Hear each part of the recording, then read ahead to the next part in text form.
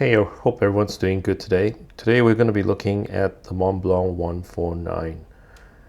It's an iconic pen to say the least.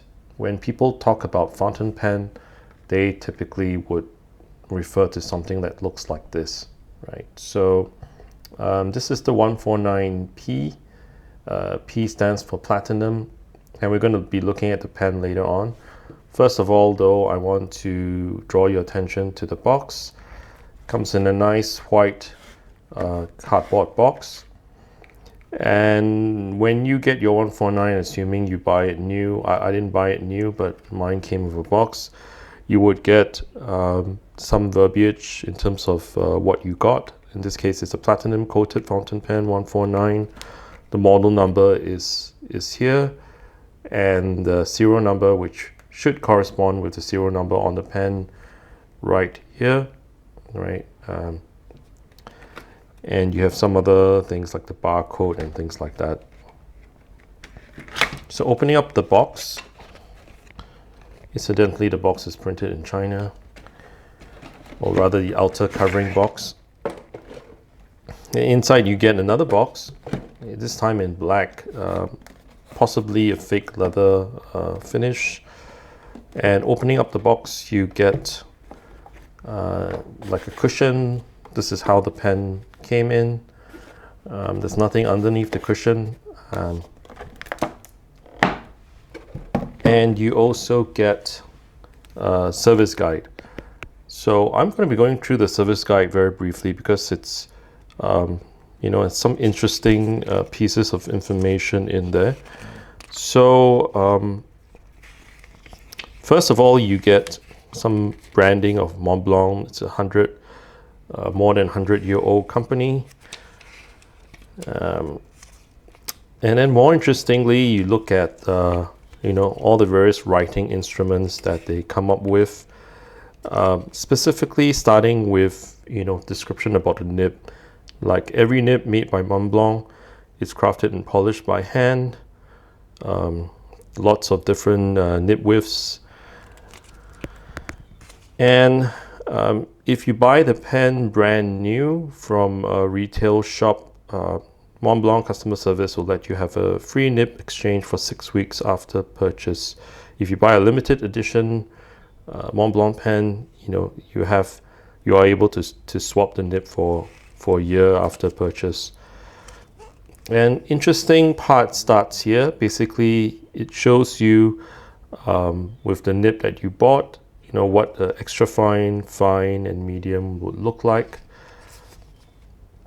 They also have, oblique medium, oblique broad, oblique double broad. I believe there's also a triple broad, but they don't have it in the photo. You have a broad, which is my nib, and then another double broad down here. So the difference between an oblique is that there's actually a cut in the nib like so, right? That at a slant, it's not 90 degrees to the center channel. Whereas if you get normal, like broad or double broad, it will be cut right about 90 degrees, right? It tells you how to feed ink into the pen. Interestingly, in the past, I believe Montblanc actually told you that you had to use Montblanc inks. This time it did not. So the way you're supposed to load the pen, you're supposed to kind of wipe the nib, I guess, and then dip it into the ink well or the ink bottle, expel a few drops, close it up, wipe it. And on flights, you must fill the fountain pen for some reason. And it goes on with other types of filling mechanisms down here. The last part about the pen, which is, with the service booklet, which is interesting, is that Montblanc recommends cleaning your fountain pen every 3 months. Cleaning out, right, the ink and so on. And in terms of the constitution of, the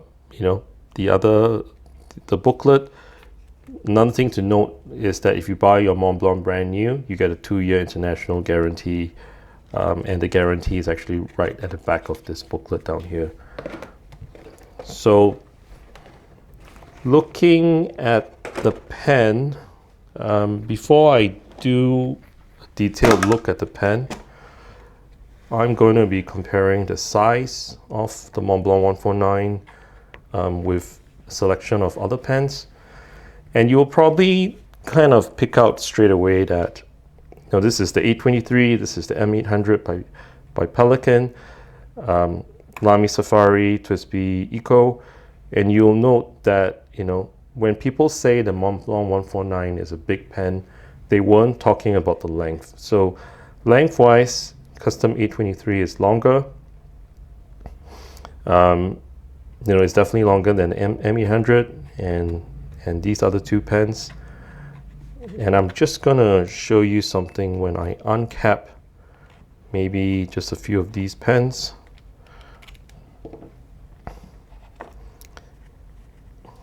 Gonna take these out of the way. And what I wanted to show you is the difference in, you know, after you uncap the pen, right? So after you uncap the pen, you'll note that the, you know, the length of the 149 is actually more in the nib rather than anything else. Lengthwise, it's about the same as the M800, which makes it an everyday length for most people. Like the 823 is slightly longer lengthwise in terms of the body and the section. And the main difference between these pens, I mean, I'm just going to pick up two because it's too difficult to kind of manage on camera, is actually the length of and the size of the nib. This being a number, roughly a number 6 for the M800, and for the Montblanc 149, the 9 signifies a number 9 size nib. Okay, so lengthwise, not much in it. It's actually in the nib. The other thing to take note of, I'm going to take all these pens away, is that the girth of this very, very small section of the pen is what makes it feel big, right? So I mean, lengthwise, not that long, but the girth at around 13 millimeters is quite girthy, right? For the 823, as a comparison, that's roughly 11 millimeters, and I feel that's a very comfortable size of this grip section here. Okay. So looking at the pen, again, starting from the very top, you get the nice Montblanc, the mountain, the white peak. Up here, if you get a real, I mean, just some tips. If you get a real pen, it should be relatively flush with the top part of the finial. You get a clip, a very Art Deco-ish like clip with this raised part down here. There are too many details about the 149 to kind of go into. Since the pen was launched in 1950s, there's been so many variations. You might have some pens that have Germany written or West Germany written down here, and then you have the serial numbers. Older pens don't have a serial number and so on. We don't have time in this video to go through all the variations, but just know that this is a relatively new model of the 149, and it only has a serial number on the right hand side of the clip area up here. Underneath the clip, I'm not sure whether you can make it out, it says made in Germany, so they have actually moved the word Germany here to under the clip. The older pens used to have the word Pix underneath. On the clip band, you get Montblanc Meisterstück number 149, and it has these two, in my case, platinum coated or silver coated rings. The clip is decent, and then for the rest of the body, nothing much, right? You get the piston operation down here. I'm not going to open it because this pen does have ink. You have a ring down here to, you know, kind of indicate where the piston starts. You get screw threads, which are, I would say, relatively low profile, so they won't interfere with your writing experience, and you might be able to make out the ink window. I have it inked with one of my favorite inks, Shinroku by Pilot Irushizuku. You get the very small section that I mentioned or rather the very short section, and you get that little another indicator of Montblanc, age of pen.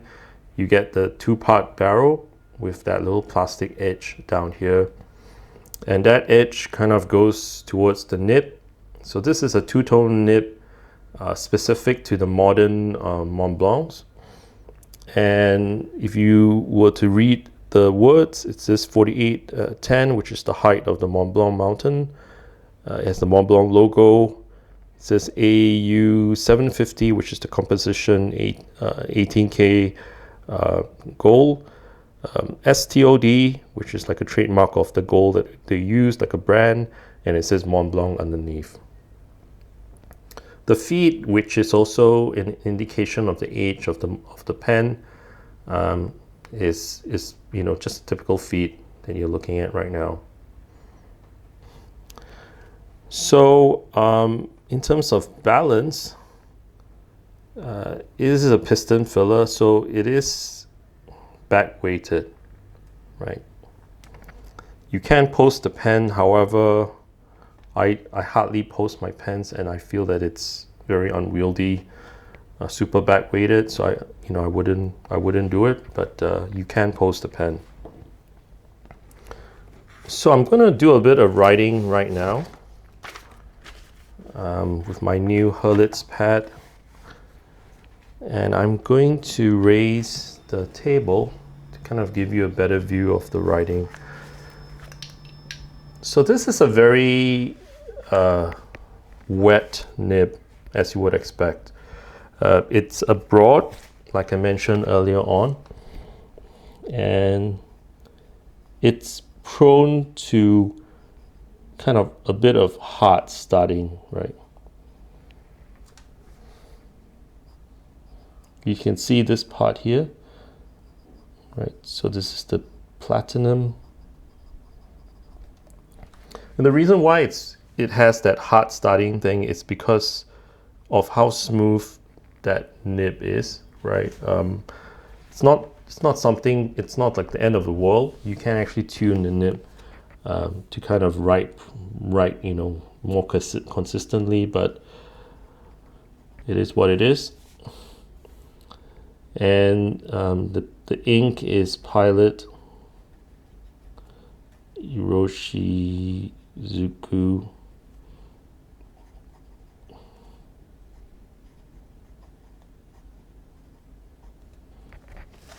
So you notice quite a lot of that hard starting, or that the pen not laying down the ink properly.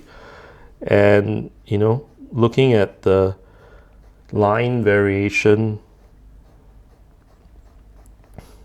there isn't very much, and I don't really dare to kind of push the nib very hard, right?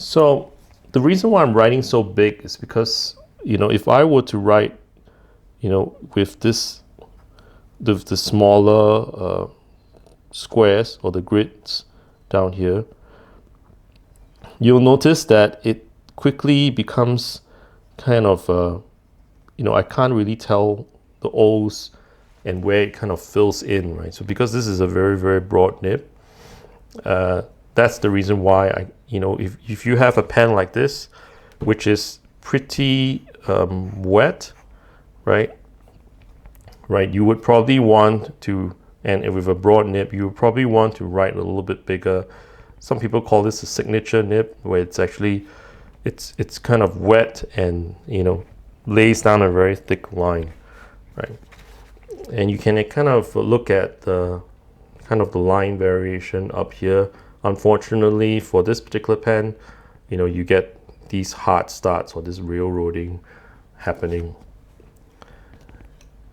So writing wise, probably not the best experience out of the box, right? Something, you know, that I'll have to do is do a little bit of tuning of the nib, maybe get rid of the baby's bottom or something like that.